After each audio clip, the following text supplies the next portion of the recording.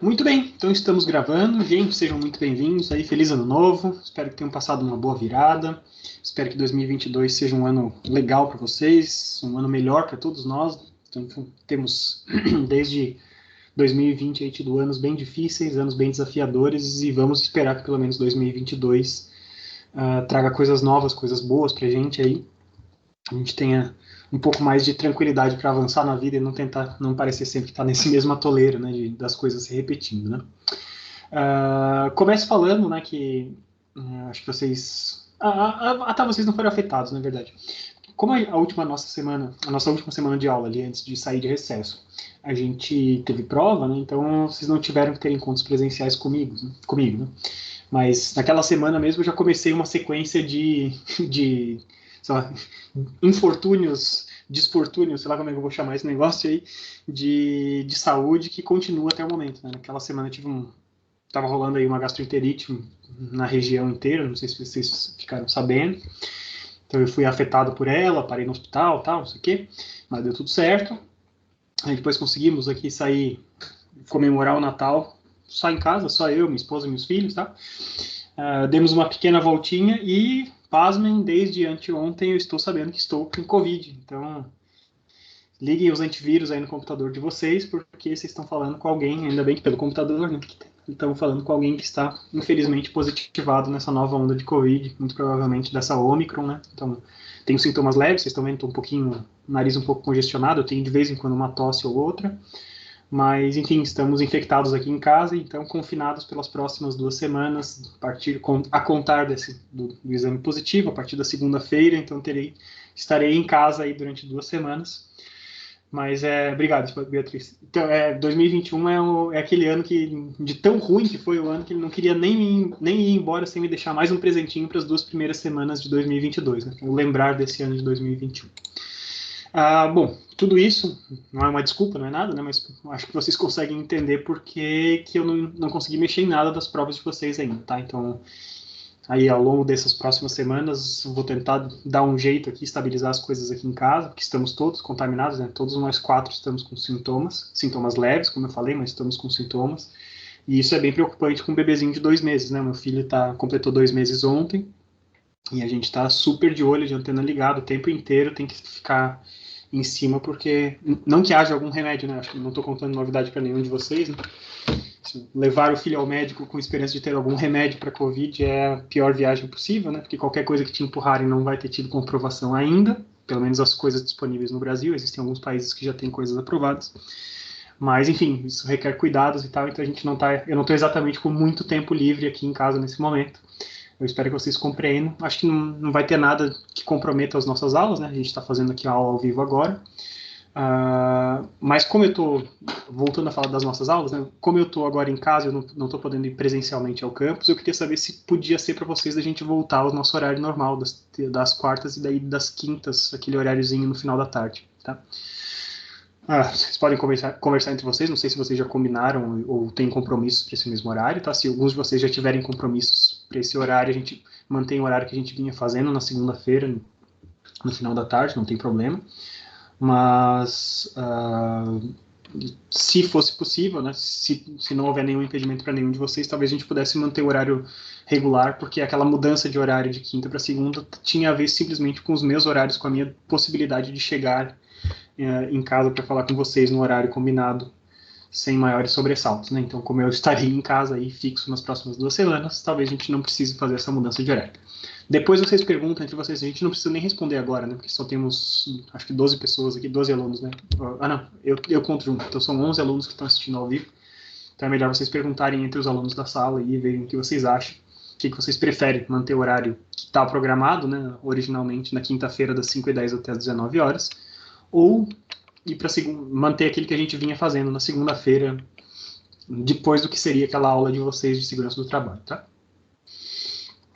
Então, ao longo dessas próximas semanas, como eu estou falando, a gente vai ter que desenrolar bastante coisa aqui em casa, mas assim que possível, eu prometo para vocês que assim que possível, assim que eu conseguir descolar um tempinho, as coisas estiverem mais, a poeira estiver baixada, a gente já estiver melhorando aqui, eu me dedico aí às provas de vocês para vocês não ficarem no escuro, né? Não ficarem tanto tempo assim no escuro, mas realmente está bem complicado as 2 últimas semanas. Bom,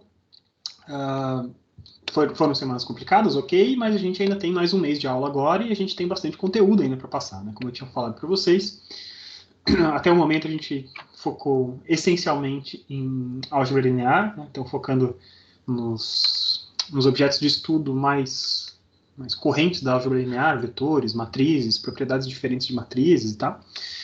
Hoje a gente ainda entra na última sessãozinha relacionada a esse tema, tá? Então a sessão de transformações lineares, uma sessão que a gente já falou bastante tempo. Entender matrizes como transformações lineares, entender como que uma transformação linear, o que quer dizer, né, transformação linear, como que isso pode ser representado através de uma matriz. E a gente vai falar bastante sobre representações, a gente vai falar sobre bases possíveis, né? Então, mudanças de base, como que uma transformação linear tem representações diferentes em diferentes bases, como é que a gente muda de base. Então, é sobre esses temas que a gente vai falar na aula de hoje e na próxima aula, que pode acontecer ou nessa quinta, se vocês quiserem, amanhã, ou na segunda-feira da semana que vem, tá? Então, a gente tem esse último temazinho de álgebra linear e depois a gente tem que voltar para a geometria analítica, né, que é o resto do nome da nossa disciplina, geometria analítica. E a gente volta para a geometria analítica para falar sobre algumas coisas diferentes, né? Equações de retas, planos, cônicas, diversos tipos de equações diferentes. Então, como que a gente descreve, né, matematicamente num plano cartesiano ou num espaço, num plano cartesiano de 2 dimensões ou num espaço cartesiano de 3 dimensões, tal? Como que a gente descreve matematicamente algumas curvas importantes aí que podem aparecer ao longo da carreira de vocês, da vida profissional de vocês, tá? Então esse é o plano aí para as próximas semanas. A gente ainda tem mais uma prova, né? Conforme a gente já tinha combinado. Então vocês terão mais uma lista que vai tratar sobre autovalores e autovetores. Lembre-se que eu não tinha conseguido finalizar a lista e por isso não caiu na prova anterior. Vocês terão uma lista sobre isso, vai ser importante, vai ser bom para vocês revisarem. Uma outra lista que vai falar sobre a decomposição do valor singular, que era o tema até a aula passada, e mais o tema da aula de hoje e da próxima, que é transformações lineares e bases, tá? Então temos 2 listas ainda sobre álgebra linear. E eu acho que eu vou concentrar todos os temas da geometria analítica em uma lista só. Talvez seja uma lista um pouquinho maior. Então teremos mais 3 listas e uma prova aí ao longo desse mês. Lembrando que as listas são mais para vocês praticarem, né, o que vocês precisam para o momento da prova. Mas tudo isso resumindo, vocês terão um trabalho aí ao longo do mês de janeiro. Acho que eu não estou contando novidade para vocês, né? Então vamos lá, vamos falar um pouquinho, vamos ver. Eu devo estar um pouco enferrujado aqui na utilização do tablet, né? Mas enfim, vamos falar hoje então sobre transformações lineares. E depois a gente vai falar sobre base, né? Mas hoje a gente vai falar essencialmente sobre transformações lineares.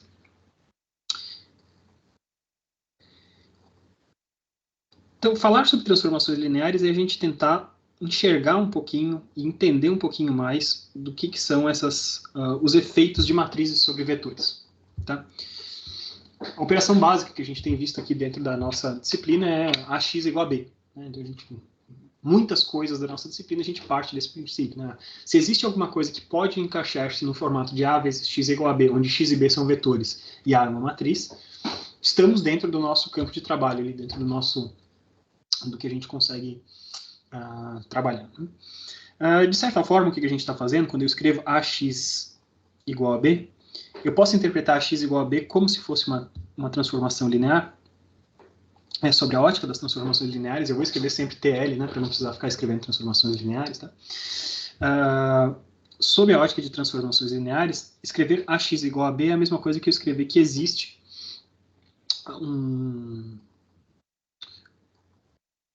um operador, né, alguma coisa que age sobre esse vetorzinho x. Tá? Eu vou só exclusivamente agora deixar essa notaçãozinha de vetor em cima, tá?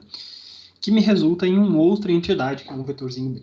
Tá? Então é praticamente a mesma coisa, né? Eu só estou representando para vocês que existe alguma coisa mais no formato operador, como se a gente tivesse, né, lá pensando em cálculo, né? Eu tenho f de x, por exemplo, né? Eu posso botar f de g de x no sentido de f ser um operador sobre alguma coisa que está lá dentro, né? Então esse t tem meio que essa cara de um operador representando essa transformação linear.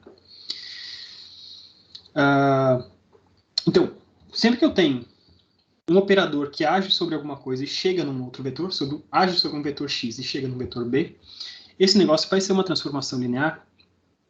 Então, essa transformação t ali será uma transformação linear se ela seguir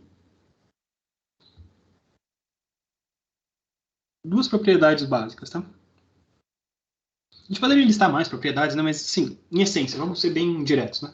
Vai ser uma transformação linear se eu conseguir observar linearidade a respeito do efeito dela sobre alguma coisa. O que eu quero dizer com isso? Então, eu tenho dois critérios básicos, tá? Então, se eu tenho t de um escalar a que multiplica um vetor u, se t for uma transformação linear, isso aqui vai ser igual ao escalar puxado para fora, vezes aquele vetorzinho v. Então, só deixa eu botar aqui, tá? T de u igual a v. A mesma coisa que eu tinha ali, t de x igual a b, substitua x por u e b por v, nada mesmo, tá? Eu só vou botar nesse formato porque minhas notas estão assim, senão eu não vou me lembrar sempre de ficar trocando x e b, tá?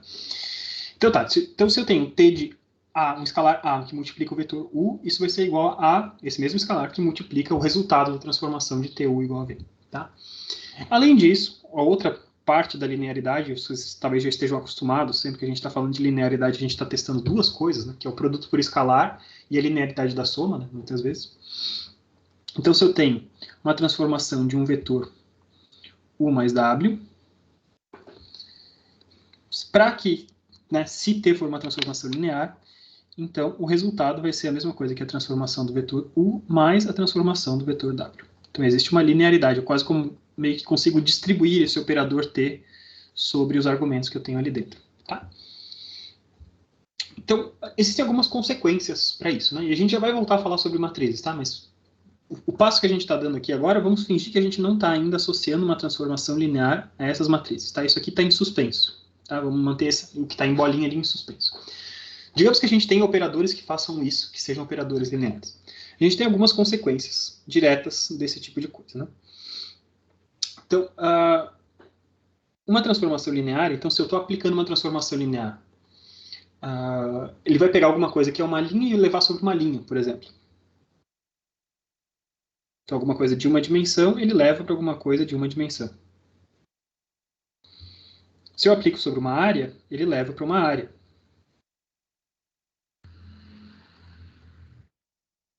E se eu aplico sobre um volume, uma transformação linear me leva a um volume também.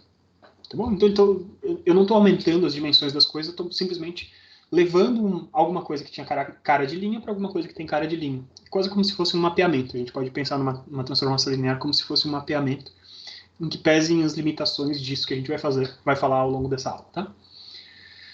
Muito bem. Então, se eu tenho coisas aplicadas, uma transformação linear vai fazer com que entidades não aumentem suas dimensões ou reduzam suas dimensões. Né? O que é uma linha segue uma linha, o que é uma área segue uma área, o que é um volume segue um volume. Tá? Então, seguindo adiante, né?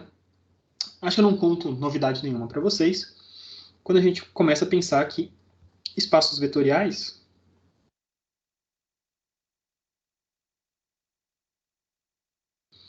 podem ter infinitas bases diferentes.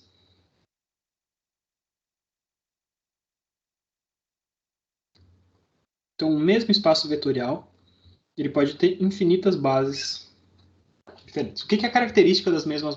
Né? Como que eu posso ter tantas bases diferentes para um mesmo espaço vetorial? Lembre-se que isso é uma propriedade do próprio espaço vetorial. Né? O número de vetores dentro de uma base é a dimensão desse espaço. Então, a dimensão desse espaço é constante, seja qual for a representação que eu escolhi. Mas, por exemplo, se eu tenho um determinado plano que passa pela origem, isso é um espaço vetorial, como a gente já viu, né? Então, um plano que passa pela origem tem um espaço 3D, um plano é uma entidade 2D que corta a origem, como o zero está ali dentro, ele segue sendo um espaço vetorial, tá? Então, para representar esse plano, né, eu posso escolher quaisquer dois vetores que estejam não alinhados contidos sobre esse plano, eles formarão uma base para esse vetor. Dois vetores, porque eu tenho dimensão 2, né, um plano é uma coisa de dimensão 2, e se esses dois vetores não estiverem alinhados, eles formam uma base para aquele plano, dois vetores que estejam dentro daquele plano. Tá? Mas eu posso escolher quaisquer dois vetores daquele espaço. Então eu tenho infinitos vetores ali dentro, e eu vou pegar, então, dois desses vetores que não estejam alinhados, eles formarão uma base. Então vamos pensar, por exemplo, se eu estou num espaço R2, tá? Se eu estou em R2, uma base possível para um espaço R2 é a base dos vetores unitários cartesianos que a gente já conhece, né, os vetores I e J. I alinhado com o eixo X, coordenadas 1 e 0, e J alinhado com o eixo Y, coordenadas 0 e 1. Essa é uma base possível.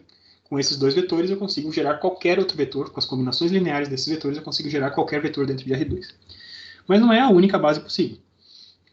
Dois vetores que não estejam alinhados em R2 também formam uma base para o meu sistema, para o meu espaço vetorial. Né? Então, se eu tenho um vetor U, 1 e 1, e um vetorzinho V, 1 e menos 1, por exemplo, esses dois vetores também formam uma base para R2. Qualquer combinação de vetores, desses vetores U e V também preenchem totalmente o espaço R2. Tá?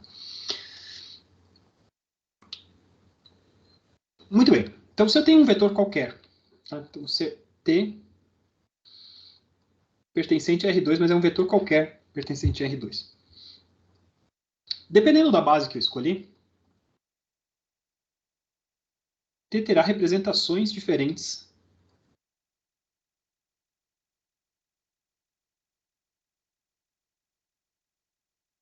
em cada uma das bases.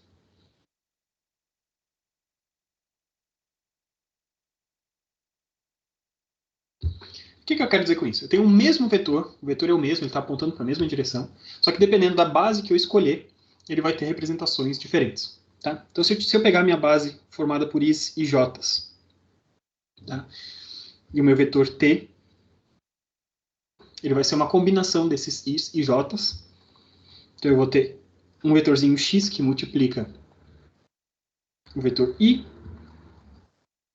e um vetorzinho, não, desculpa, um escalar X que multiplica o vetor I, tá aqui, né?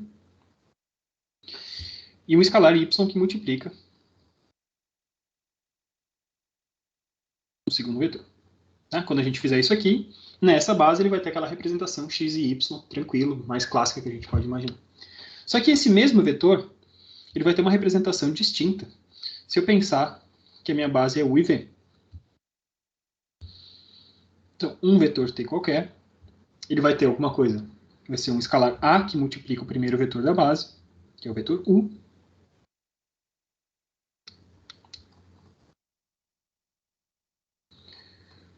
E um vetor B, e um escalar B, desculpa, que multiplica o segundo vetor da base, 1 e menos 1. Segundo vetor da base, vetor V. Isso um mesmo vetor T terá representações diferentes.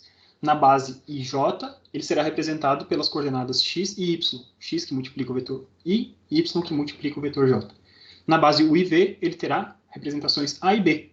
A, o escalar que multiplica o vetor U, e B que multiplica o vetor V. Tá bom? Então, uma vez que eu escolho uma base, né, para ser uma base, como a gente fala que a gente está escolhendo uma base, a gente está escolhendo alguma coisa que tenha um número suficiente, mas não excessivo de vetores. Né? Então, a base tem exatamente o número de vetores que é a dimensão daquele espaço. Então, qualquer vetor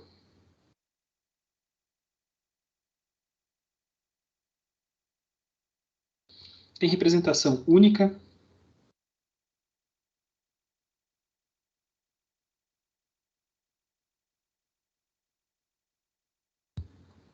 uma vez que eu escolhi a base. E por isso que uma base é útil. Né? Então, se eu tivesse dentro de uma base, eu pudesse ter mais de uma forma de representar um vetor, isso seria uma base seria inútil. Né? Então, não seria uma base, seria um conjunto de vetores, mas dentro deles teriam vetores linearmente dependentes, obrigatoriamente. Tá? Muito bem. Tá, então, se uma determinada base, a representação de qualquer vetor é única, vamos voltar no que a gente estava falando lá da transformação linear. Então, eu estou pegando uma transformação linear e agindo sobre esse vetor T, que tem suas representações diferentes. Tá? Então, se o T ele vai ser representado por A vezes U mais B vezes V, pela linearidade da transformação linear, eu posso escrever o seguinte, que a transformação que age sobre o T completo é simplesmente o escalar A, que é a representação, uma parte da representação desse vetor naquela base, que multiplica a transformação do vetor U, mais o escalar B, que multiplica a transformação do vetor V. Tá? Então, Tudo bem, isso aqui eu escrevi, talvez não represente grandes coisas para vocês ainda, mas isso é uma coisa interessante, né? O que eu estou representando para vocês? Então, se eu conhecer qual que é a ação de uma transformação linear sobre os vetores da base, a gente conhece a transformação linear sobre qualquer vetor do espaço por conta da linearidade. Tá? Então, eu vou até deixar escrito isso aqui. Percebam, né? Para um vetor T qualquer, a gente não definiu quem que era T. T pode ser qualquer cara que mora em R2, ele vai ter uma representação A vezes U mais B vezes V, dependendo de quem for T, A e B terão valores diferentes. Por linearidade, se eu pego uma transformação linear e aplico sobre esse vetor T, o resultado dessa transformação linear vai ser A vezes a transformação do primeiro vetor da base, mais B vezes a transformação do segundo vetor da base. Tá? Então, conhecer o efeito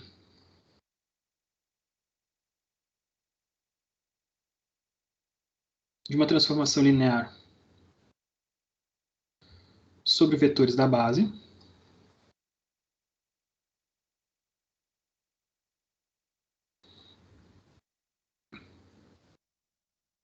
permite, por linearidade,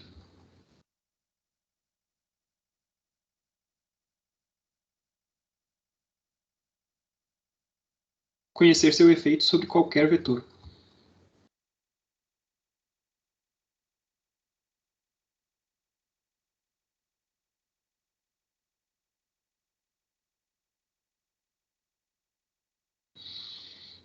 Certo? Então, os vetores da base são vetores. Escolher um vetor de base é uma escolha muito importante. Tá?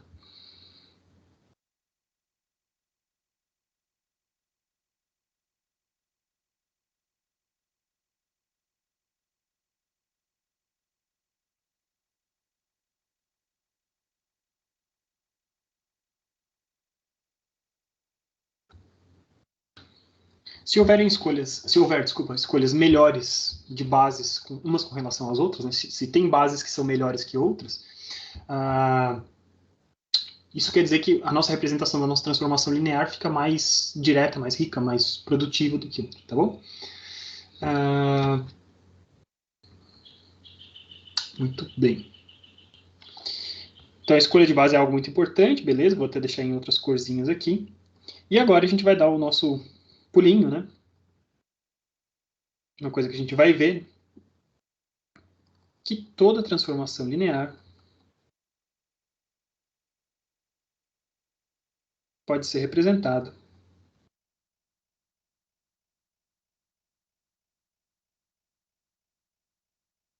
por uma matriz. Isso também merece sua corzinha aqui. Tá? Então a gente está falando de coisas que são transformações lineares, que a gente ainda não tinha feito o vínculo de uma transformação linear com uma matriz, e a gente vai ver agora que uma transformação linear, T de U, por exemplo, está diretamente conectada com uma matriz A que multiplica esse vetor U. Beleza?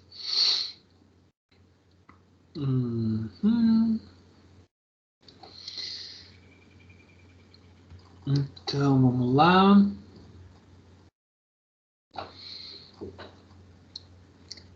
Então, a gente está falando de escolha de base e de associações entre transformações lineares e matrizes, tá bom? Cada escolha de base é diferente, e lembre-se que a gente tem infinitas bases para qualquer problema que a gente tiver. Cada escolha de base implica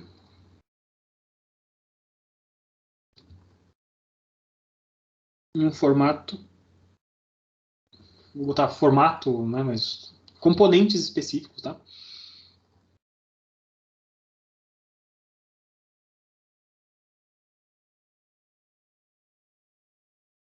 Dessa matriz A. Então, a nossa matriz A depende da base que foi escolhida. A gente escolhe uma determinada base, a partir daí, uma vez que essa base está escolhida, a gente monta a matriz A. Se eu mudei a base para esse mesmo problema, o formato, as coisas que tem dentro de A vão mudar também, tá bom? A gente vai ver, vamos praticar isso logo em seguida. Ah,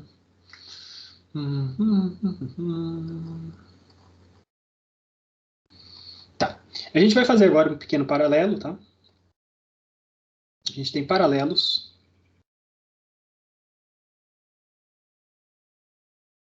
entre transformações lineares. Né?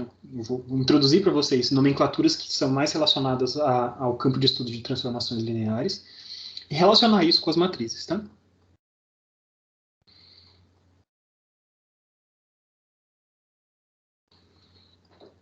Então, lembre-se que a gente conhece muito bem, né, o C de A, o espaço coluna de A. O que era o C de A? É um espaço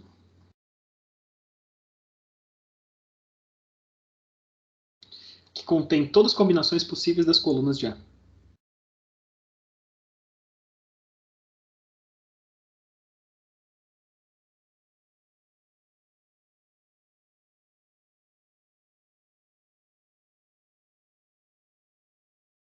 Certo? Em outras palavras, né, A de U, se eu aplico A de U, o resultado disso sempre sai do espaço coluna de A. Tá? Quando a gente está falando de transformações lineares, a gente tem algo semelhante desse cara aqui. Tá? Em inglês, a palavra é range, da transformação linear. Em português, domínio. Domínio? Domínio ou imagem? Imagem, né? Imagem. Eu vou ter que conferir depois, tá? Mas eu acho que é imagem aqui, nesse nosso caso. É a imagem da transformação linear. Tá? É onde vai parar, né? Uma vez que eu apliquei uma transformação T sobre um vetor U, onde o resultado disso vai parar. Então, por isso que eu acho que é a imagem, tá? Muito bem. Mas depois eu confiro para vocês se eu falei alguma besteira. Talvez é o domínio, talvez é a imagem. Não sei se eu estou falando besteira aqui. E além disso, a gente conhecia um outro espaço importante, tá? O N de A, que era o espaço nulo, né? O espaço de vetores, o espaço com todos os vetores cuja ação de A leva a um vetor nulo.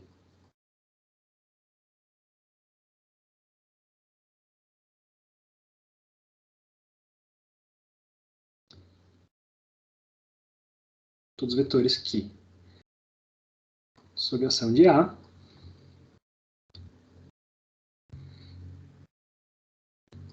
levam ao vetor nulo. Ou seja, todos os vetores para os quais A de U é igual a zero, quando U pertence ao espaço nulo de A. Isso tem um nome especial também na nomenclatura de transformações lineares, né? Isso é quando T de U leva a zero, beleza? Tá? E os vetores para os quais isso é verdade, né? Eles compõem, em inglês, o que a gente chama de kernel, que é o núcleo da transformação.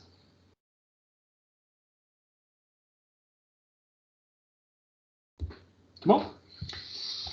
Então vocês estão vendo, né? Coisas que a gente já tinha falado antes, eles ganham novos nomes. O conceito é totalmente equivalente ao que a gente tinha antes, mas eles ganham novos nomes aqui porque a gente está tratando agora de transformações lineares. Tá? Então vamos ver como é que a gente descobre quais são as matrizes relacionadas a uma transformação linear.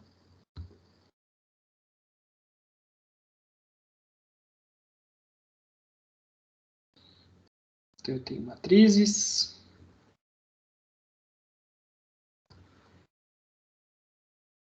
De uma transformação linear.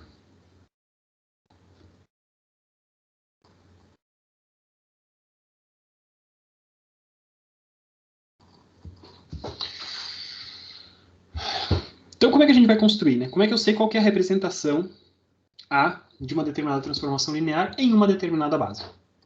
Tá bom? Então, a gente vai pegar o seguinte. Primeira coisa, eu vou escolher uma base. Eu vou pegar vetores de entrada.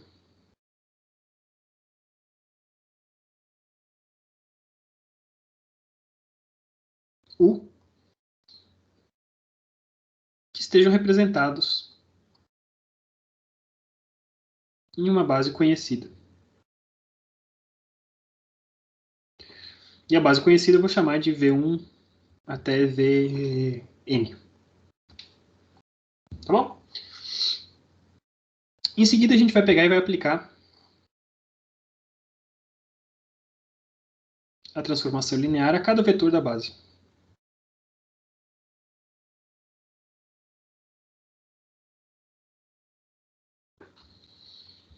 Então, eu vou descobrir quanto é que vale T de V1 até T de Vn.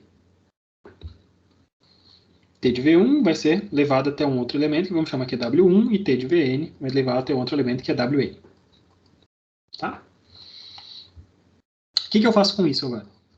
Agora eu pego esses Ws que eu tenho e eu vou colocar nas colunas correspondentes a. Ou seja, os T's de V1 igual a W1 entram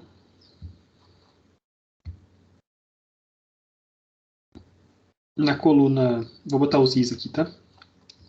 T de VI entram na coluna I de A, e com isso a gente tem uma representação dessa transformação linear na base escolhida.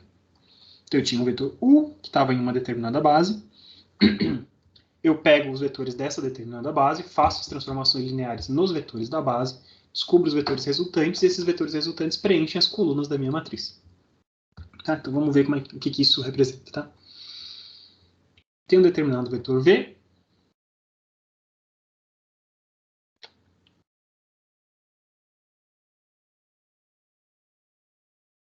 que na base escolhida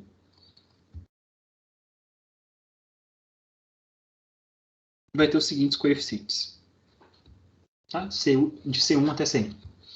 Na hora que eu faço a transformação linear desse cara, T de V, a gente sabe que tem C1 vezes T de V1, mais até Cn T de Vn. Então, para eu descobrir qual que é a transformação linear sobre o vetor V completo, o que eu preciso saber? Eu preciso saber quais os coeficientes CIs da representação do vetor V na base escolhida.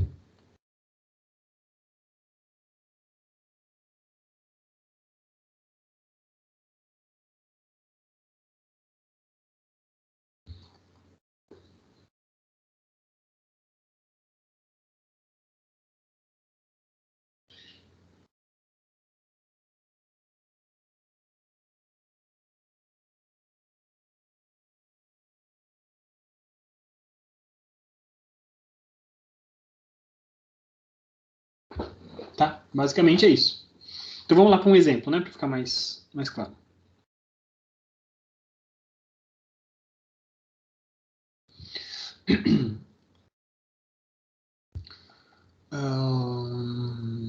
Digamos que eu vou partir de um espaço, uma base R2, com a seguinte base.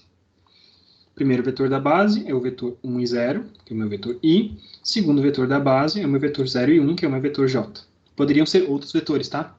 Só estou trabalhando aqui da forma mais fácil possível. Eu tenho um determinado vetor, uma determinada transformação, tá? Que, digamos que eu saiba que T de V1 vai me levar ao vetor 2, 3, 4, e T de V2 me leve ao vetor 5, 5 e 5. Então é uma transformação linear, percebam que eu não preciso necessariamente estar apenas em R2, né? Passei alguma coisa de R2 foi para R3, não tem problema, isso vai estar representado pelo formato da matriz. Tá? E tendo feito isso, então com esses dois vetores da base, eu sei que a representação associada a esse vetor tem essas duas colunas. Então, 2, 3, 4, 5, 5, 5 é a representação dessa transformação linear dentro dessa base que eu tinha escolhido anteriormente. Tá, então, eu sei que essa é a representação agora, seguir a minha receita. Né? Então, eu vou pegar agora um vetor qualquer, vetor V, que vai ter seus coeficientes relacionados a cada um dos vetores da base. C vezes V1, C1 vezes V1, C2 vezes V2. E digamos que nessa minha base eu tenho C1 igual a 1 e C2 igual a 1. Bom, então, o vetor que eu estou representando, o vetor V, nessa base ele tem a representação 1 e 1, certo? Se esse é o caso, o vetor V que eu estou querendo representar, uma representação cartesiana, é esse cara aqui. Beleza? Então o que eu estou fazendo quando eu faço um T de V é a mesma coisa que eu ter 1 vezes T de V1 mais 1 vezes t de V2. Por linearidade é a mesma coisa que eu ter t de V1 mais V2, né? Isso tudo aqui são apenas reflexos da linearidade, né? E como a gente estava propondo para vocês, isso é a mesma coisa da gente ter. Então, uma matriz A, 2, 3, 4, 5, 5, 5, que multiplica o meu vetor 1 e 1. E isso vai me dar um determinado resultado. Então, fazendo esse resultado aqui, eu tenho 2 vezes 1, mais 5 vezes 1 deu 7. 3 vezes 1 deu 3, mais 5 vezes 1 deu 8. 4 vezes 1 deu 4, 5 vezes 1 deu 5, somados 9. Então, 7, 8 e 9. Com isso, a gente representou essa mesma transformação linear, que levava o vetor 1 e 0 ao vetor 2, 3, 4, e o vetor 0 e 1 ao vetor 5, 5, 5. Eu apliquei essa mesma transformação linear através dessa representação matricial aqui, sobre um vetor qualquer, que estava na direção 1 e 1, que era uma direção que, a princípio, eu não sabia para que lado essa transformação deveria ir. Tá? Augusto, você pode só repetir de novo a parte de como você chegou no vetor V11, por favor? No vetor, desculpa? No V1 e 1, ali embaixo, com C1 e C2. Não, digamos que eu tenha pego, eu supus, tá? Eu supus que nessa minha representação era o vetor 1 e 1. Tá? Eu poderia ter escolhido qualquer outra coisa. Tá? Poderia ter escolhido 2 e 3, 4 e 50, tanto faz. Tá? Pro São vetor valores 1 e 1, arbitrários. isso. O vetor V tem que representar qualquer coisa do espaço de R2. Né? Afinal de contas, esse negócio que eu estou fazendo tem que funcionar para qualquer vetor que tenha uma representação na minha base. Tá? Eu chutei. Se o meu vetor tiver C1 igual a 1 e C2 igual a 1, o meu resultado é isso, e eu descubro que a transformação linear sobre o vetor 1 e 1 dá ali, mas eu poderia ter qualquer outro coeficiente. Vocês podem chutar qualquer outro ali, tá? C1 igual a 50 e C2 igual a 30. Tanto faz, vai dar certo também. Tá? Beleza. Então tá. Então, essa é a ideia básica do negócio. Transformação linear. Transforma os vetores da base, pega o resultado desse negócio, preenche a sua matriz. Essa matriz é a matriz que representa essa mesma transformação linear dentro daquela base. O que acontece agora se eu, por algum motivo, eu precisar, ou quiser, ou desejar, fazer o que a gente chama de mudança de base? E a gente vai discutir quando que as mudanças de base são interessantes, desejáveis, úteis e afins, tá? Então, digamos que eu tenho um vetor U pertencente a R2. Tá? E eu tenho um outro vetor V pertencente a R2. Os dois caras estão em R2, tá? Vou supor agora que a transformação linear que eu quero fazer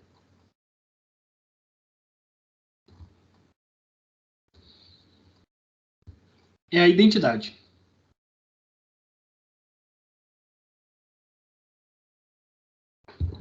Ou seja, o vetor não é alterado pela transformação linear. Ele age sobre a transformação linear e o resultado é o próprio vetor de entrada. Tá bom?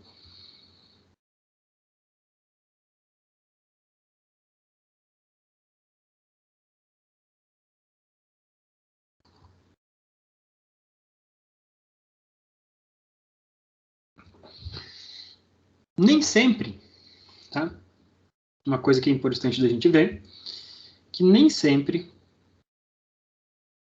a minha matriz A associada a esse cara vai ter que ser igual à matriz identidade que a gente conhece.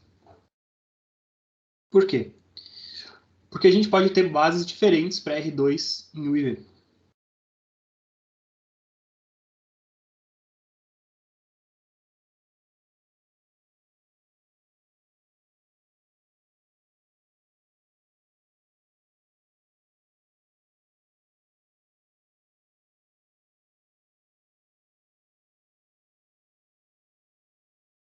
Então, se cada um dos vetores estiver numa determinada base, tá? Eu fizer uma transformação linear desses caras, eu quiser fazer uma transformação linear que não altera quem é o vetor, o que eu posso fazer, na verdade, vai ser eu posso fazer uma mudança, uma transformação linear que faz simplesmente a mudança de base. O vetor segue sendo exatamente o mesmo, mas essa transformação linear, a matriz que a gente aplica, ele simplesmente vai fazer a mudança da representação desses vetores de uma base para outra.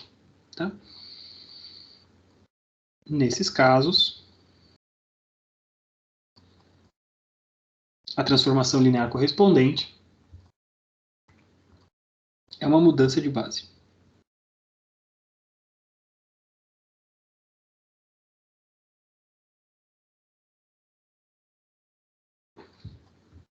Então, vamos lá, base de entrada.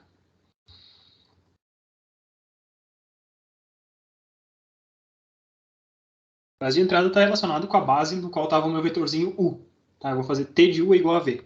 Estou seguindo aquele formato. T de U é igual a V, e eu quero que eu não altere esses vetores. Eu estou simplesmente mudando a base desses caras. Na base de entrada, então, isso está relacionado aos vetores que eu precisava para representar U. Como eu estou em R2, eu preciso de dois vetores para representar esse cara. Então, eu tenho o 1 e o 2. Vamos supor que essa base seja os seguintes vetores. De novo, estou supondo dois vetores que são dois vetores não alinhados, tá? Mas poderia supor qualquer outra coisa. Digamos que eu tenha 3 e 3, 6 e 8. Isso é a minha base de entrada. A base na qual estava representado o meu vetor U de entrada. Ao final de eu aplicar essa minha transformação linear, T de U é igual a V, V vai estar representado na base do espaço V que eu estou, né, da base V que eu selecionei para o cara de R2. Então, a minha base de saída também tem dois vetores. Então, eu tenho V1 e V2. E digamos que a minha base de saída seja 3, 1, 0 e 2. Vocês percebem que eu tenho vetores diferentes na entrada e na saída. Só que eu quero fazer, então, uma transformação linear que seja uma transformação de identidade. Eu não quero mudar o vetor, eu só quero representar ele de formas diferentes. Primeiro eu começo representando ele na base de U, e depois eu passo representando ele na base de V. Tá? Minha transformação linear, minha transformação linear que leva de uma base para outra, é uma transformação que trabalha com o mesmo R2 nos dois lados, mas com bases diferentes. Certo? Então, o que eu preciso para fazer isso? Né? Eu preciso descobrir, basicamente, como é que eu represento os U's em termos dos V's. Tá? Então, o U1 era um vetor da base original, ele tem uma representação em termos dos V's. Então, ele tem alguma coisa que multiplica V1, mais alguma coisa que multiplica V2, e isso vai me dar o vetor U1. Da mesma forma, o vetor U2 tem alguma outra coisa que multiplica V1 e outra coisa que multiplica V2. E isso vai fazer com que eu consiga transformar um vetor de uma base, um vetor da base de U, em termos dos vetores das bases de B. Tá? Especificamente para esse problema, tá? Vocês podem... Tem diversas maneiras de vocês resolver esse problema. Mas é possível vocês perceberem que o vetor U1 ele vai ser uma vez o vetor V1 mais uma vez o vetor V2. Tá? Então, somamos ali o 3, 1 com o 0, 2, somando esses dois caras componente a componente, sobrou 3 e 3. Então, eu recompus, né, o vetor U1 é uma vezes V1 mais uma vez V2. Tá? E em seguida, o vetor V2, vocês podem dar um pouquinho mais de trabalho para descobrir, mas dá para descobrir também. Ele vai ser 2 vezes V1 mais 3 vezes V2. Tá? 2 vezes V1 preenche aquele 6 ali do primeiro termo, né? 2 vezes 3 deu 6. Daí eu já tenho 2 herdado do cara de baixo. Para eu chegar em 8, eu preciso 3 vezes do V2. Então, 3 vezes 2 deu 6, com os 2 que eu tinha, deu 8. Cheguei nessa conclusão. Tá? Então, o que eu precisei aqui? Eu precisei identificar esses carinhas aqui. Opa! Precisei identificar quem que eram esses carinhas aqui.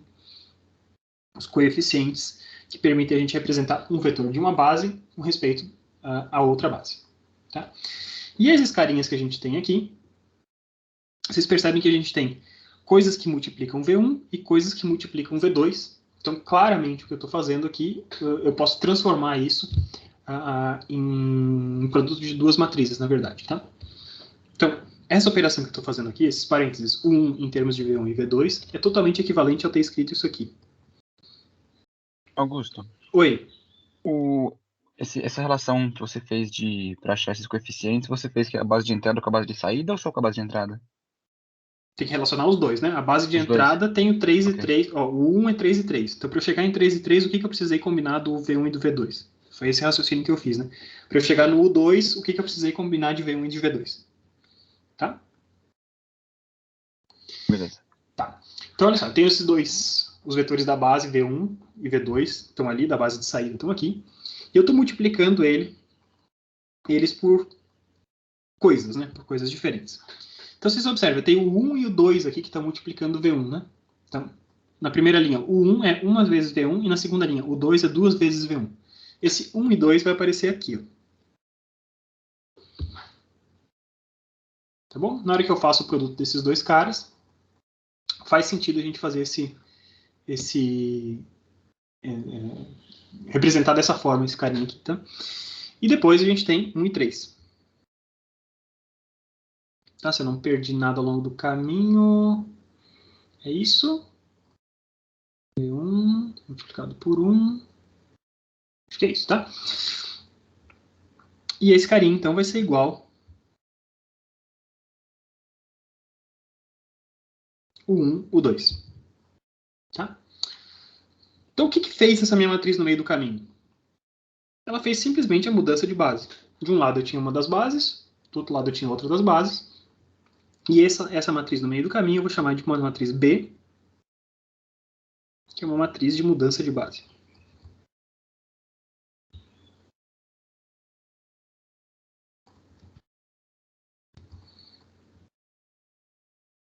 Então, o que fez essa matriz? Levou de uma base até outra, sem alterar nada ao longo do caminho. Eu só mapeei uma base sobre a outra. Então, isso aqui seria, esse caso específico aqui, dessa matriz, seria uma matriz que tem uma cara de uma matriz, ela tem a função de uma matriz identidade, nesse nosso caso.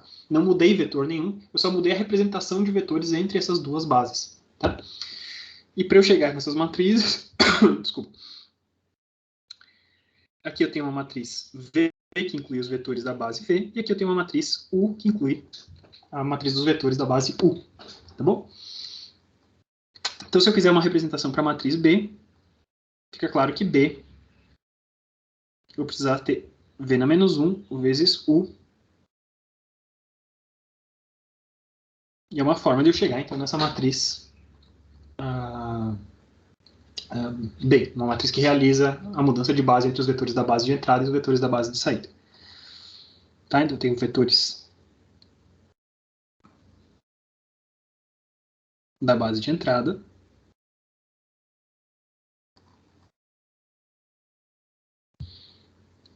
E aqui eu tenho a inversa da matriz com os vetores da base de saída. Então, seja qual for a base que eu escolhi, seja qual for a dimensão do meu espaço, a gente fez aqui, por exemplo, 2×2, né? Mas a gente poderia ter um espaço de qualquer dimensão que a gente tivesse. Se a gente está fazendo simplesmente uma transformação de bases, a gente vai ter, então, uma matriz B que representa essa mudança de base, e ela está relacionada com essas matrizes que contêm os vetores da base, respectivamente, né? Da base de entrada e da base de saída. Muito bem. Então, caso especial.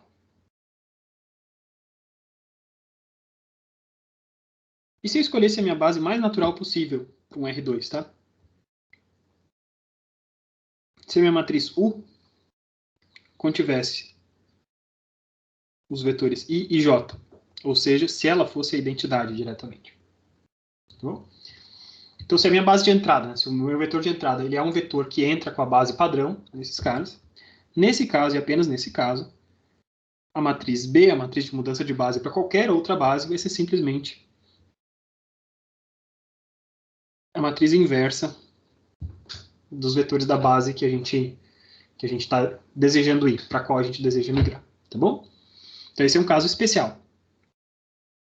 Porque, a rigor, eu não sou obrigado a começar com um vetor que esteja nessa base mais natural, 1 e 0, 0 e 1. Eu posso começar com qualquer outra coisa. E se eu começar com qualquer outra coisa, essa matriz U, ela aparece ali dentro da descrição da matriz de mudança de base, tá?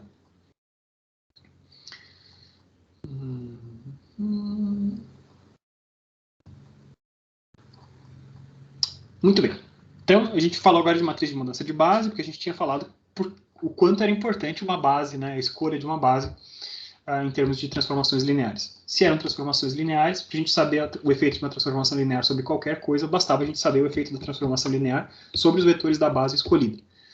Tá? Então, se eu precisar mudar de base por algum motivo, e a gente vai ver mais para frente, talvez não na aula de agora, mas na próxima aula a gente fala um pouquinho sobre quando que a gente gostaria de mudar de bases, tá? E que tipo de base é interessante para a gente. Ao fazer isso, a gente vai, então, definir o que a gente vai escolher da melhor forma possível. Tá? Então vamos continuar, voltando, né? Agora que a gente já sabe como é que funciona uma transformação linear, um exemplo de transformação linear, que é o exemplo de transformação identidade só com mudança de base, a gente já viu como é que a gente constrói isso. Vamos voltar a falar sobre matrizes que representam transformações lineares, tá? Então, continuando o que a gente tinha antes. Continuação sobre matrizes que representam transformações lineares. No caso geral,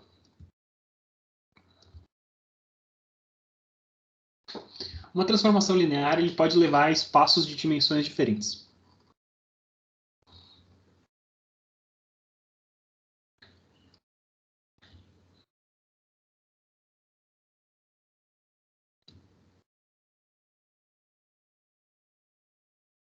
De um espaço que eu vou chamar de entrada, Rn,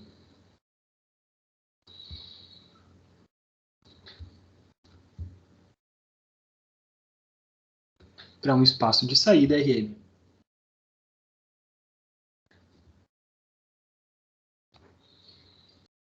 Tá?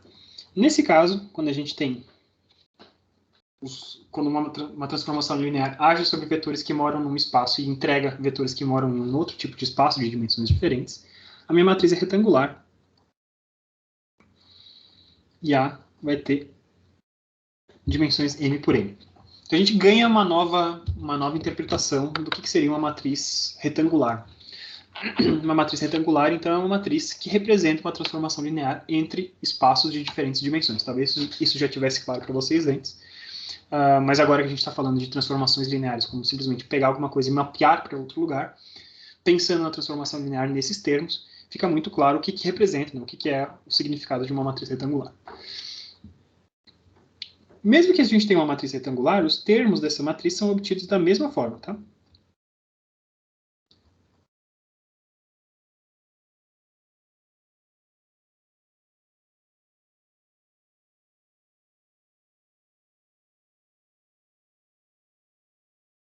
Opa. Então, Desculpa, o que eu preciso fazer? Eu preciso aplicar a transformação linear aos vetores da base de entrada. E dentro desses vetores da base de entrada, a partir dos vetores, das transformações dos vetores da base de entrada, a gente vai preenchendo as colunas, tá? Então, se a base de entrada é uma base V1 até Vn, como a gente já tinha feito antes, a gente aplica a transformação linear a cada um desses caras, t de V1 até t de Vn, e a gente representa, então, a matriz A tem colunas t de V1 até t de Vn. Tá bom? O que eu tenho dentro de cada uma dessas posições, A, I, J, tal, vai depender de quem que é a minha base de saída. Tá? Então, o valor individual, né?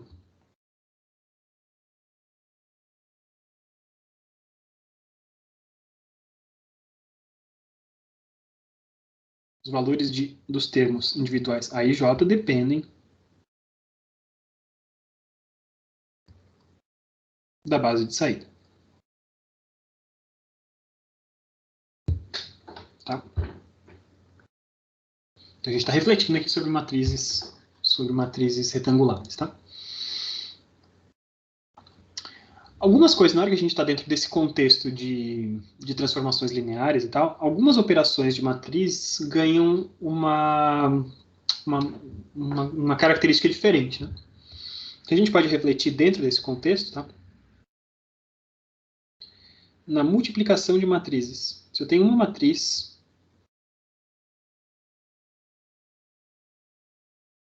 multiplicada por outra, multiplicação de matrizes passa a ser interpretado e visto como uma combinação de transformações lineares. Tá? Então, se eu tinha A vezes B, duas matrizes, e eu sei que T de U é alguma coisa que está diretamente associada, né? Existe uma relação entre esses dois caras, com A multiplica U. e eu tenho que S de V, uma segunda transformação linear, está associada com essa matriz B. Tá? Quando eu faço A vezes B, o que eu estou fazendo, na verdade, é o seguinte, eu tenho A vezes B e eu vou pensar qual que é o efeito desse A vezes B sobre um determinado vetor. Tá? Então, se eu tenho A vezes B agindo sobre um vetor V, isso vai ser rigorosamente igual à minha visão de composição de operadores. Tá? Então, esse cara aqui, no nosso caso, equivale a uma operação combinada T e S juntas. Né? Tá? E essa operação T e S ela vai ter algumas características. Né? T e S ela vai pegar o quê? Ela vai pegar alguma coisa que está no espaço U, vai levar para um espaço V, e alguma coisa que está no espaço V vai levar para um espaço W. Tá? Isso aqui é o que é feito pela transformação S, desculpa. E isso aqui é o que era feito pela transformação T. Então eu peguei aqui dentro, né, eu peguei o vetor V, transformei ele através da matriz B, levei para um outro vetor e apliquei sobre esse outro vetor para chegar a algumas outras coisas. Tá? Pensando em termos de multiplicação de matrizes, né, isso tem a ver com as dimensões das matrizes. Então, se eu tenho uma matriz A, que é M por N, e eu estou multiplicando por uma matriz B, que é N por P, por exemplo, como resultado, eu tenho alguma matriz que tem que ser M por P. Tá? Então, isso tem tudo a ver com as dimensões desses caras que estão sendo operados dentro dessa transformação linear. Tá? Então, são visões alternativas para coisas que vocês já conhecem. Tá? Pode ser que não tenha grandes novidades nenhumas para vocês, mas quando você pensa simplesmente, uma matriz A que multiplica uma matriz B, na verdade, o que você está fazendo é uma composição de mapeamentos. Existe um mapeamento implícito dentro de outro. Né? Você mapeia primeiro alguma coisa para algum lugar e remapeia essa outra coisa que já foi mapeada para um terceiro lugar diferente. Tá? E isso tem a ver com os índices diferentes de cada uma dessas matrizes. Cada uma delas pode ser retangular, mas para que isso dê certo, aquele índice do meio aqui tem que ser coincidente entre os dois, para que o resultado da primeira transformação tenha o tamanho correto para obedecer à segunda transformação. Tá? Então vamos pensar lá em exemplos de novo. Né? E através dos exemplos a gente vai começar a falar sobre tipos de transformações lineares, que é algo que a gente vai falar um pouco mais na próxima aula. Né? Hoje eu ainda quero ir um pouquinho mais adiante falando um pouquinho mais de bases. Vou fazer esse exemplo agora, depois a gente vai falar sobre escolhas de bases. Na próxima aula a gente fala mais um pouquinho de bases, mas depois eu quero encher vocês com exemplos dessas transformações lineares e dos tipos de transformações lineares. Né? Que cara que tem uma matriz que faz esse tipo de transformação linear. Tá? Então vamos pegar um exemplo, tá? Imagina que eu tenho uma matriz A que contém os seguintes termos. Cosseno de θ menos seno de θ, seno de θ e cosseno de θ. Não sei se vocês já viram essa matriz aqui, tudo, mas essa é uma matriz de rotação. Então, isso aqui é uma matriz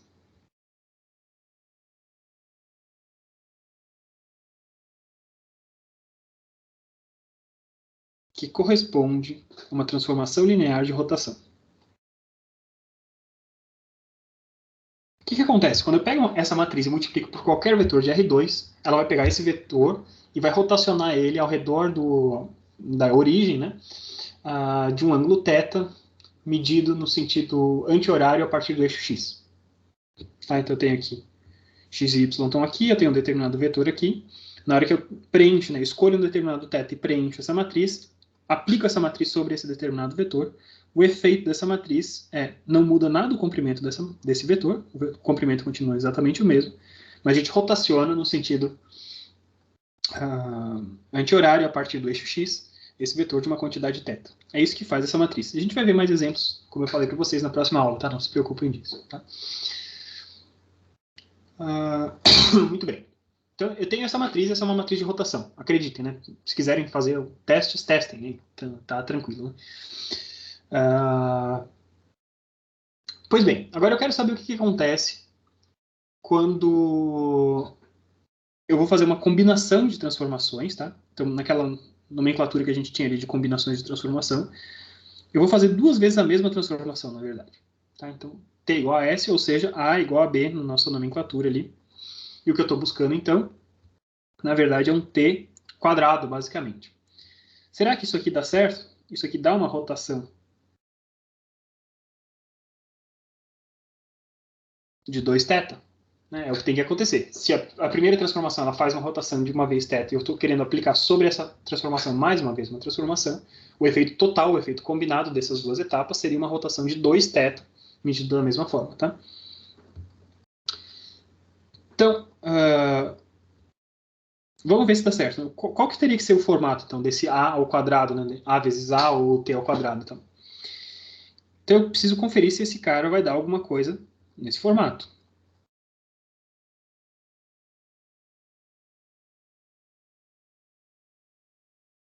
Certo? Se aplicando ele uma vez, eu tinha cosseno de θ menos seno de θ e assim por diante. Na hora que eu aplico ele duas vezes, tudo tem que conspirar, tem que dar certo para que o formato final seja correspondente a isso. É um cosseno de 2θ na primeira posição e assim por diante, menos seno de 2θ e assim por diante. Tá?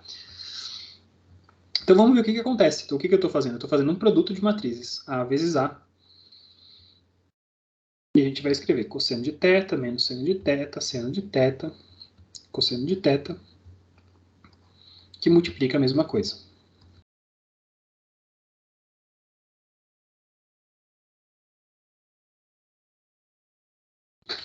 E a gente vai distribuir esses carinhas todos aqui. Né? Então a gente tem, primeiro, cosseno ao quadrado menos seno ao quadrado.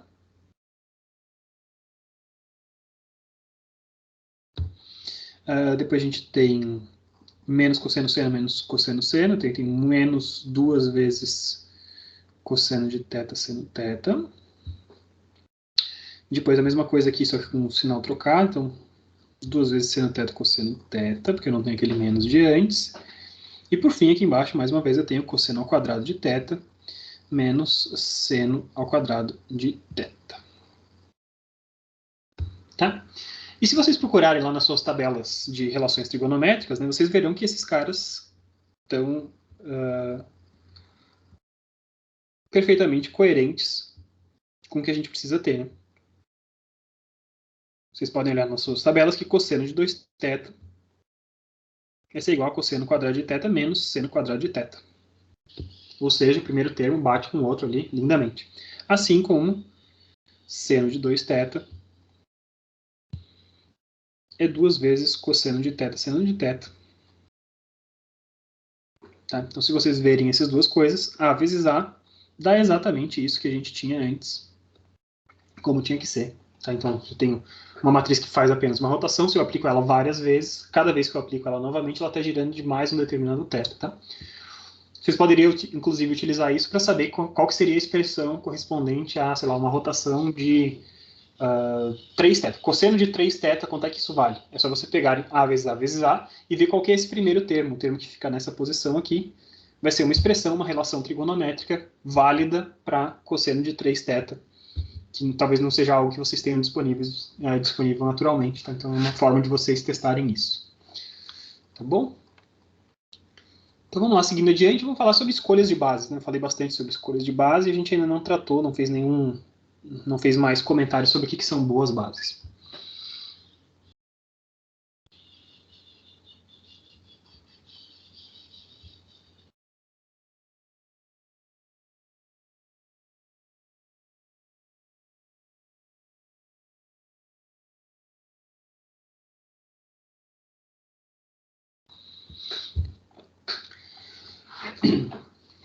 Quando a gente fala de boas bases, a gente está falando mais de conveniência, tá?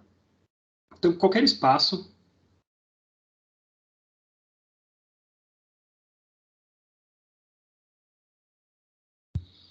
tem infinitas bases, mas algumas mais convenientes que outras.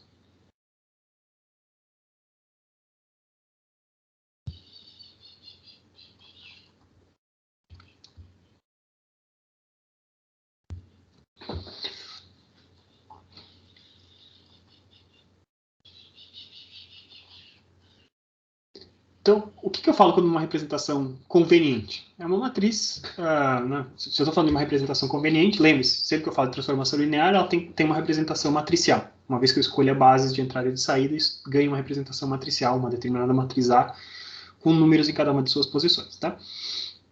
Então, uma vez que a gente tem essa representação, nessa matriz A, com números em cada uma determinada das posições, alguns deles são mais fáceis de manipular. Algumas dessas matrizes são mais fáceis da gente operar, pensando que a gente sempre vai estar trabalhando com matrizes dentro de computador. Algumas operações são mais fáceis de fazer. Então, quando eu estou falando de conveniência, né, a gente está falando de conveniência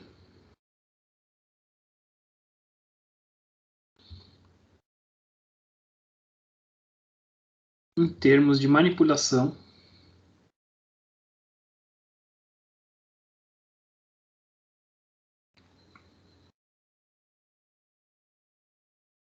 das formas matriciais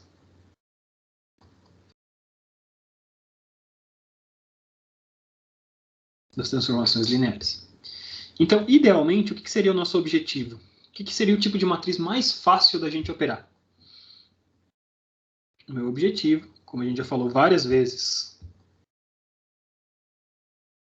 ao longo da nossa disciplina, né? Idealmente, a gente gostaria de representações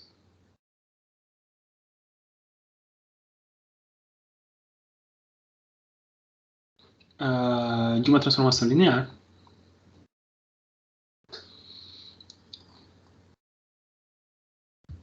em matrizes diagonais.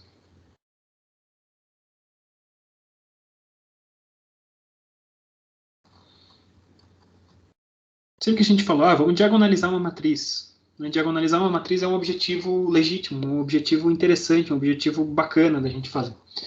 Por que é um objetivo bacana? Porque, primeiro, a gente tem um monte de zeros. Né? Sempre pensem nisso. Se quem vai ter que operar a sua matriz é um computador, e o computador gasta memória e gasta tempo de processamento cada vez que eu tenho um termo de uma matriz que é diferente de zero, quanto mais a gente conseguir representar uma mesma transformação linear com uma matriz que tenha muitos zeros, isso é uma vantagem para ele. Maravilha. Além disso, quanto mais estruturada for essa matriz, quanto mais fácil para o computador saber quais termos dela são diferentes de zero, mais tranquilo é para esse cara operar. Daí tem algoritmos fechados para fazer miséria. Né? Todo tipo de matriz você vai ter algoritmos fechados para fazer o que você precisa fazer com essa matriz. Então, uma matriz diagonal, uma matriz que você entrega para o computador e diz, computador, é uma matriz 1 milhão por 1 milhão, mas eu só tenho termo na diagonal. Não se preocupe, você só vai, para armazenar uma matriz 1 milhão por 1 milhão, você só precisa armazenar 1 milhão de termos, e não 1 milhão vezes 1 milhão de termos. Tá? Então, esse é o meu objetivo. Uma boa base, e idealmente, nem sempre a gente vai conseguir trabalhar com isso, porque isso está associado a custos, como a gente vai ver.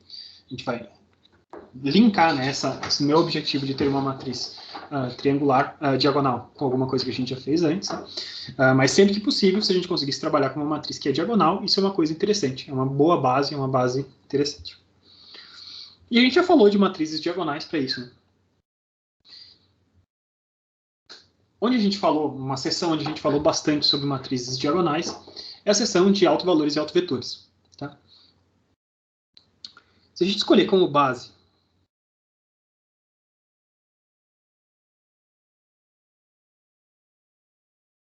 os autovetores, da transformação linear, a gente tem vantagens, né? A gente sabe que a nossa transformação linear será reduzida ao efeito da matriz diagonal.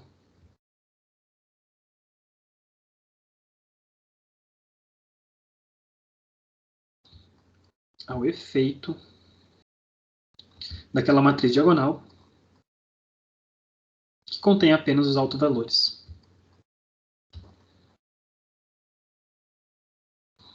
Que a gente chama de grande lambda, né? Lembre-se disso.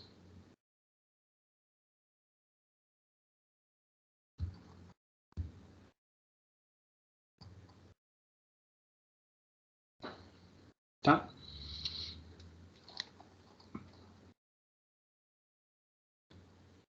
Então vamos ver como é que, né, para um exemplinho prático, né, como isso realmente acontece para um exemplinho curto. Né, vocês já estão craques em autovalores e autovetores. Isso funcionaria para qualquer matriz que você achasse os autovalores e autovetores. Na hora que você achou essas matrizes de autovalores e autovetores, lembre-se que o que você fez foi o seguinte, né, você representou esse cara da seguinte forma. Então, você tem a matriz com os autovetores e os autovalores. Você decompôs, né? Você fez uma fatoração dessa matriz em diferentes coisas, e você diagonalizou, você achou uma versão diagonal dessa matriz que funciona numa determinada base.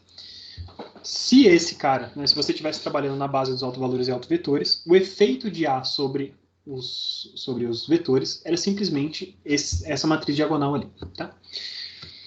Então vamos lá, vamos num exemplinho. Outro tipo de... A gente tinha visto, né, no exemplo anterior que um tipo possível de transformação linear, a gente viu o formato dela, era uma transformação linear de rotação. Né? Cosseno menos seno, seno e cosseno fazia uma rotação de um determinado vetor, de um determinado ângulo ao redor da origem. Tá? Outro tipo de transformação linear pode ser uma matriz de projeção, que vocês também já conhecem. Né?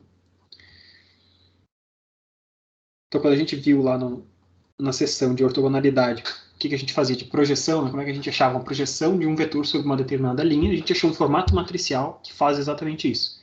Você pega essa matriz e multiplica por um vetor, ela encontra exatamente a projeção daquele vetor sobre uma determinada linha. Ou a projeção de um vetor sobre um determinado espaço. A gente viu matrizes de projeção. Tá? Então, uma matriz de projeção, ela pega o quê? Ela pega um vetor V, que tem coordenadas, por exemplo, x e y, tá? E projeta sobre uma linha.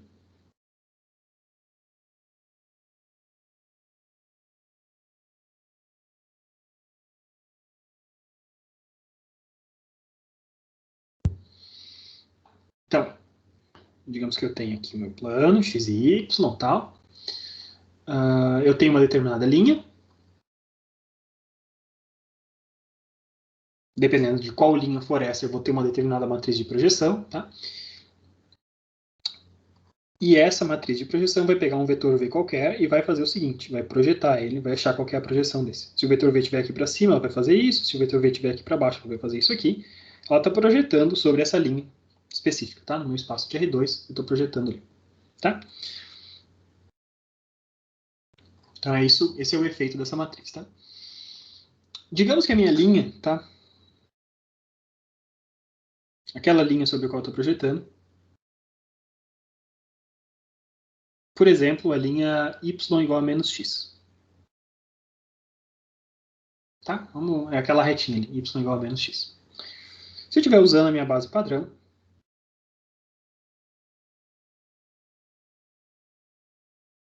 e a minha base padrão é a minha base cartesiana, né? Eu tenho o primeiro vetor, 1 e 0, o segundo vetor, 0 e 1.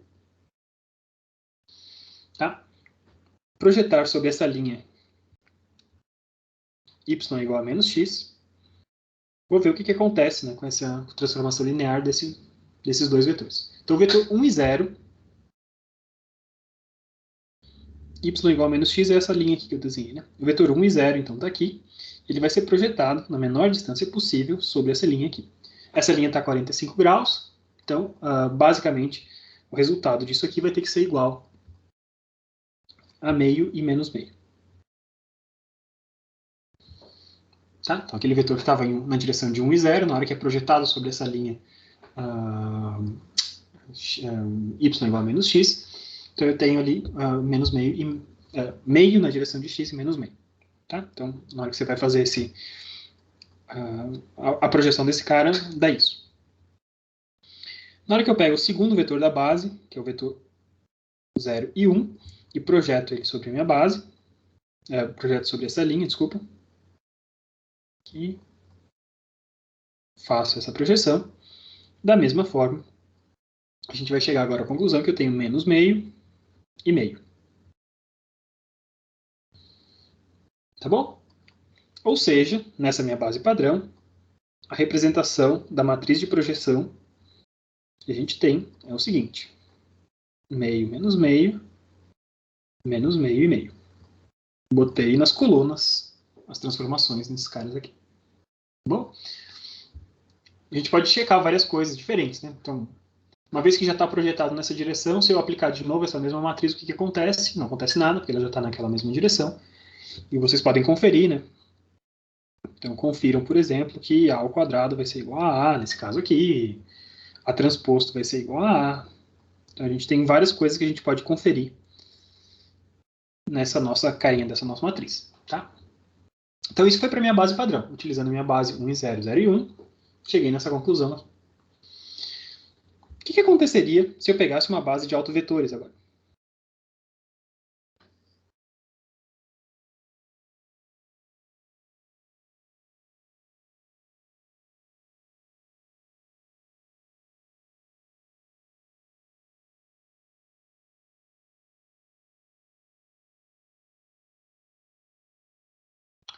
Então, quem que são os autovetores dessa transformação linear que a gente tem? Né?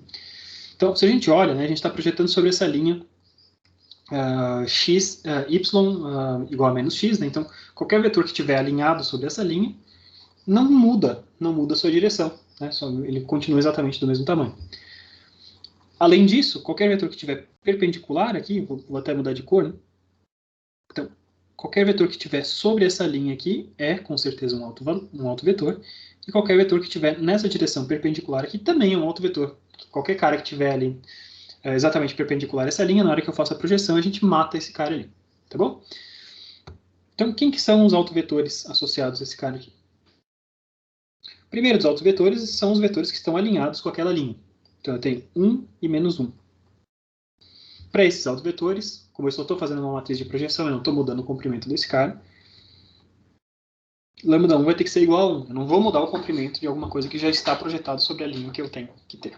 Tá? Segundo autovetor é o cara que está perpendicular a essa linha. Então, 1 e 1. Né? Faço o produto interno de W1 por W2, vocês verão que os dois caras estão perpendiculares. E para esses vetores que estão perpendiculares, como eles estão perpendiculares, na hora que eu faço a projeção, o erro, o tamanho daquele vetor é exatamente o erro de projeção desse cara, então, que eu estou levando é a zero esse cara. Né? Muito bem, então eu tenho esses dois vetores aí, e esses dois autovalores que estão representando essa minha transformação linear de projeção sobre essa linha y igual a menos x. Tá? Então agora o que a gente vai fazer? A gente tem que agora pensar numa transformação de base, né? Tem que mudar esses caras ali. Então, como é que eu represento W1 em função dos vetores da minha base original? A minha base original...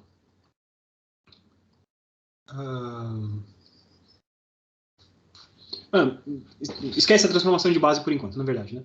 Vou pegar assim, vou pegar o W1 naquele formato padrão de alguma coisa que multiplica W1 e alguma coisa que multiplica W2. Então, logicamente, 1 vezes W1 e 0 vezes W2 vai ser o que representa esses caras aqui. E W2, da mesma forma, eu tenho 0 vezes W1 mais 1 vezes W2. Isso é o que representa esse vetorzinho 2 nessa outra base que a gente tem ali. Tá? O que são esses vetorzinhos, né? O W1 e o W2? Olha, esses vetores são, são os vetores dessa nova base, a base de autovetores que eu estou pegando, são os vetores da base, e eu quero saber quanto é que vale, então, as transformações lineares dessas bases. Tá? Então, para eu preencher a matriz A, o que eu tenho que fazer? Eu tenho que pegar T vezes W1 na primeira coluna e T aplicado sobre W2 na segunda coluna, correto? Tá?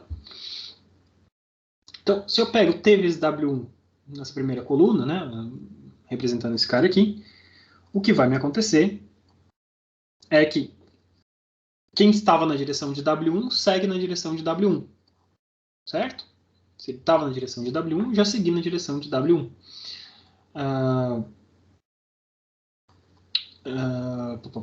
Beleza. Então, W1 tinha essa representação nessa base, né? Qual que é a representação de W1 nessa minha base?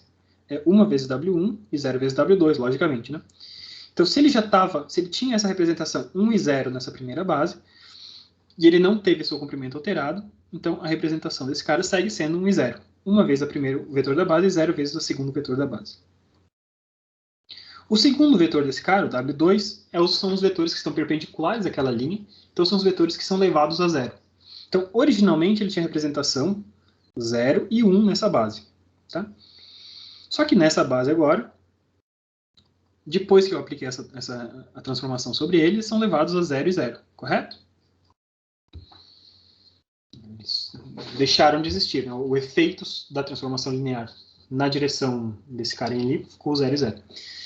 E esse formato aqui especificamente, ele tem esse formato básico aí, fácil para a gente ver nesse nosso exemplo, né? Mas ele sempre vai ter a seguinte cara. Ele sempre vai ter formato W1, lambda 1, desculpa, 0 e 0 e lambda 2. Tá? E essa matriz aqui é exatamente aquela matriz lambda, a matriz triangular, a matriz diagonal que a gente tinha calculado antes. A diagonalização da minha matriz. Então, o que eu fiz aqui? Eu busquei, né, fazer o preenchimento de uma matriz A seguindo os mesmos padrões que eu tinha proposto aqui desde o começo da aula de hoje. Né?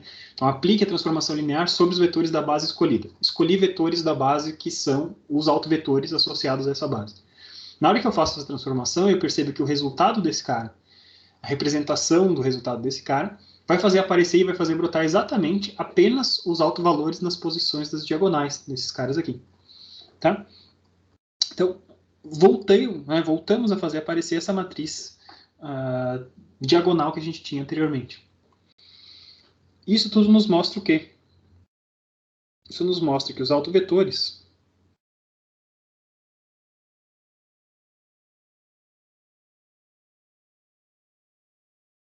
constituem uma base perfeita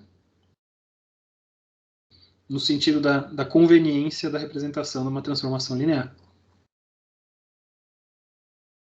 Então, se eu tiver acesso aos meus autovetores, se eu conhecer quem são os autovetores associados a uma transformação linear, escolhendo eles como base, né, a transformação linear ela passa a ser representada, a transformação linear total é representada simplesmente pela matriz que contém os autovalores, e essa é uma matriz diagonal.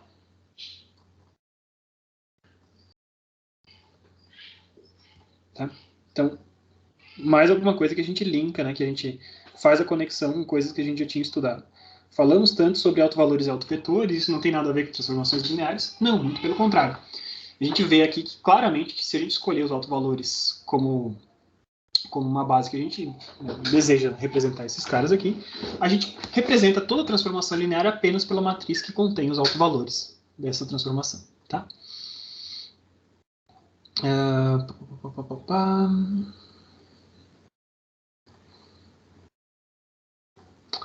Deixa eu ver até onde eu vou mostrar aqui para vocês.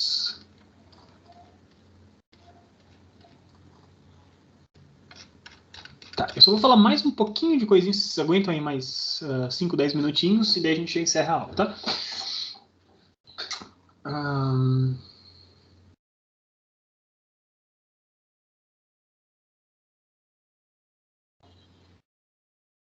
Então, se eu tenho uma matriz, sempre que eu tiver... Opa!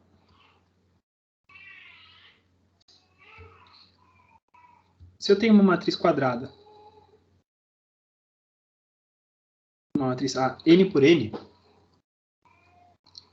tá bom?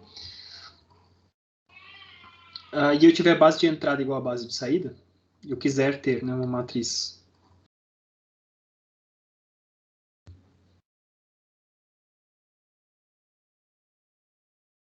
com base de entrada igual a base de saída,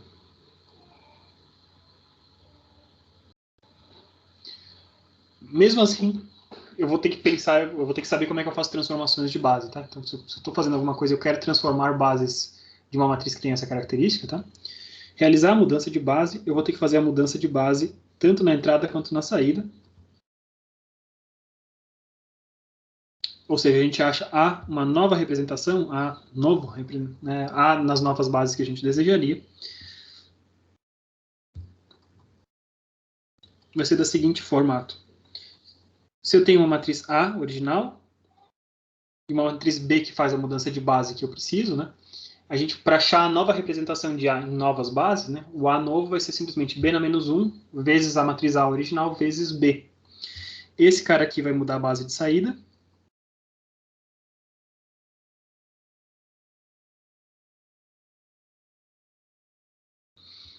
E esse carinha aqui muda a base da entrada.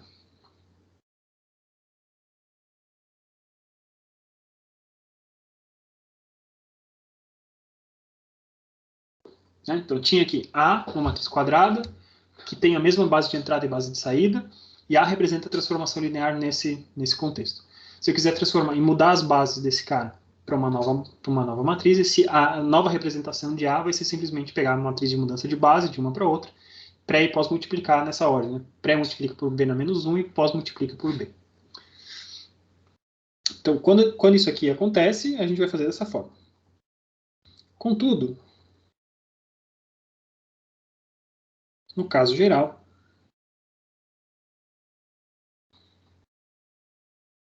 a base de entrada vai ser diferente da base de saída. É muito comum, é muito mais comum que em aplicações físicas e todas que a gente tenha bases de entrada diferentes das bases de saída. Tá? Inclusive, né, para muitos fenômenos físicos, né,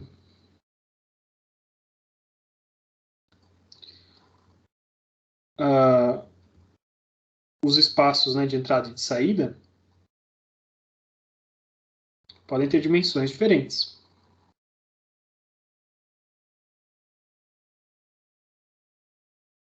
Dimensões diferentes.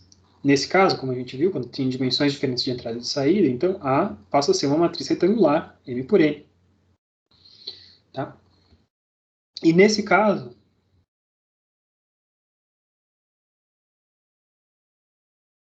pinta a pergunta, né? Então a gente perdeu completamente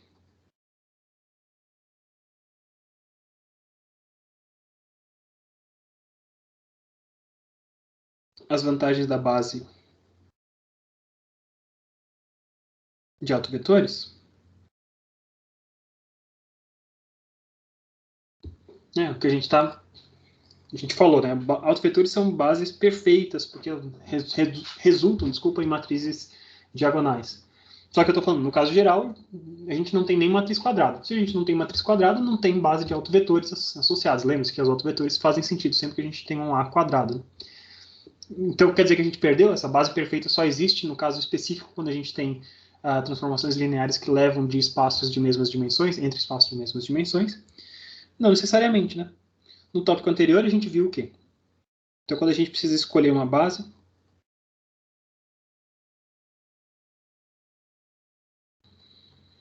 num caso como esse, a gente pode aplicar a decomposição do valor singular. A decomposição do valor singular fazia o quê? A gente achava formas de transmitir a mesma quantidade de informação que a gente tinha nas matrizes originais de uma forma reduzida para uma sequência de matrizes super simples, sequência de matrizes de posto 1, né? Matrizes de posto 1, sequência de matrizes de posto 1, cada uma com seu peso. A gente conseguia transmitir uma matriz super complexa numa sequência desses caras aqui. Então, quando eu estou num caso retangular, eu consigo fazer SVD, porque a SVD ela não depende das matrizes do problema original ser um problema quadrado. Na SVD ela consegue transformar esses caras ali. Então, lembre-se o que acontecia na SVD. A gente tinha U vezes 1 sigma vezes 1 V na menos 1. E esses U's e V's eram autovetores, sim, mas de matrizes que a gente tinha que construir. A matriz A é uma matriz retangular, mas se eu pego A transposto vezes A, isso dá uma matriz quadrada, e se eu pego A vezes A transposto, isso também dá uma matriz quadrada, de dimensões diferentes, uma delas é M por N, outra é N por N, mas para cada uma dessas matrizes quadradas eu consigo achar autovalores e autovetores, né? Dentro dessa base, na hora que a gente está fazendo essa decomposição de A igual a U vezes sigma vezes V na menos 1, se eu tenho essas bases aqui, a transformação linear efetiva, né, o que efetivamente a matriz A está fazendo sobre algum cara aqui, transformação linear, ela passa a ser representada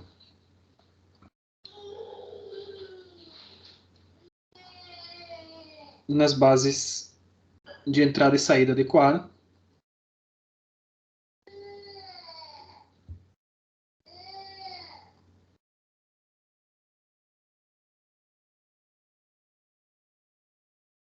Tá? Bases de entrada e bases de saída adequadas. E com isso, a gente consegue ver o efeito, né, o efeito da transformação linear nessas bases adequadas. Ele fica resumido nessa matriz sigma, que é uma matriz diagonal. É uma matriz que contém os valores singulares associados a cada um dos termos de posto 1, nos quais a gente decompôs a matriz. Tá? Então, mais uma vez, linkando com alguma coisa que a gente tinha visto agora recentemente, né? O último tópico que a gente tinha visto nos mostrava como que a gente pegava um problema que era retangular e utilizava propriedades de autovalores e autovetores não diretamente sobre essa matriz retangular, mas sobre a matriz A transposto A e A vezes A transposto. E com isso a gente retornava, mais uma vez, a gente conseguia diagonalizar essa matriz, né? Ter alguma representação diagonal desse cara.